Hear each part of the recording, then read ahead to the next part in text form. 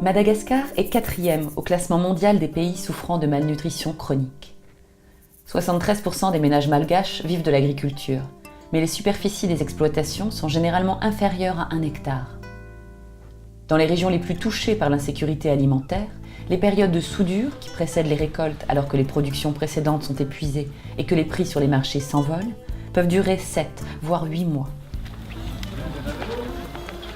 Le programme thématique de sécurité alimentaire FSTP, financé par l'Union européenne entre 2012 et 2017, visait à prévenir et combattre ces situations de crise alimentaire de manière durable.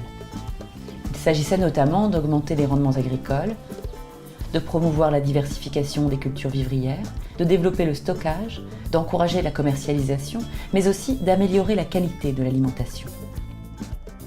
Dans le Grand Sud, la côte Est et les Hautes-Terres, 7 projets mis en œuvre par ACF, FERT, Interred, AIM, ABDRA, AVSF et l'Union nationale des maisons familiales rurales ont ainsi été soutenus par le FSTP pour une enveloppe globale de 8 millions d'euros. Au-delà des innovations techniques proposées, les projets ont souligné l'importance du processus de prise de décision et des méthodes de transmission des savoirs.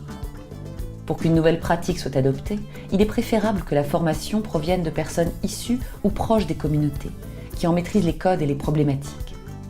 Ainsi, les jeunes, les conseillers techniques, les paysans relais et les paysans chercheurs ont été les vecteurs principaux de ce partage de connaissances.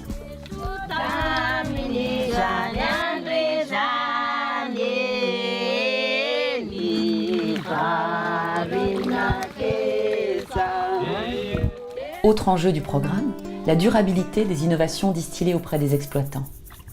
Pour qu'une technique perdure, il est essentiel que la communauté se l'approprie. D'où l'approche zéro subvention menée par l'ABDRA pour développer la pisciculture en plaçant l'entraide au cœur de sa démarche et, d'une manière générale, l'encouragement de la structuration paysanne. La transmission des savoirs se fera par les pairs ou ne se fera pas.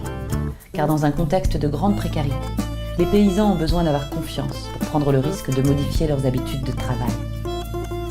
Observer, expérimenter, démontrer et surtout fédérer, tels sont les facteurs clés de succès du FSTP.